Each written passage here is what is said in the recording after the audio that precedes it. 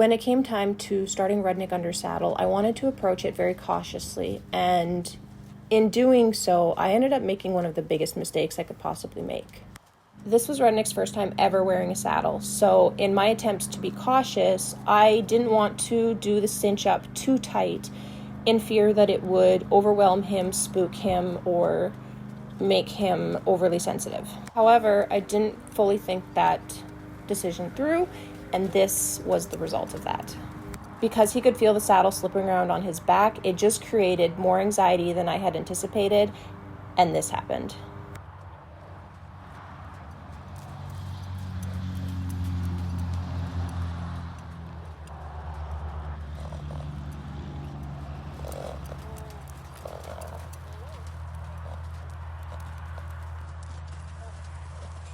The best thing you could possibly do in a situation like that is just let go. If you try to hang on to that rope, they are going to drag you through the dirt behind them, and that could just result in you and or them ending up both seriously injured.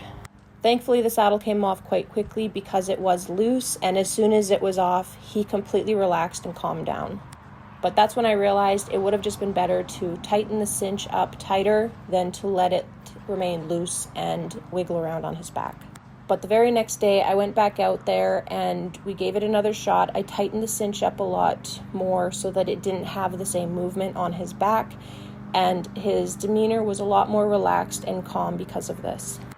I'm not afraid to admit that I did make a mistake that day, but in the entire process of our saddle starting journey, that was the first and last time we ever had an incident like that. So I think it's safe to say that not only has our training and riding both improved so much since then, but we have definitely built a lot more trust in each other as well.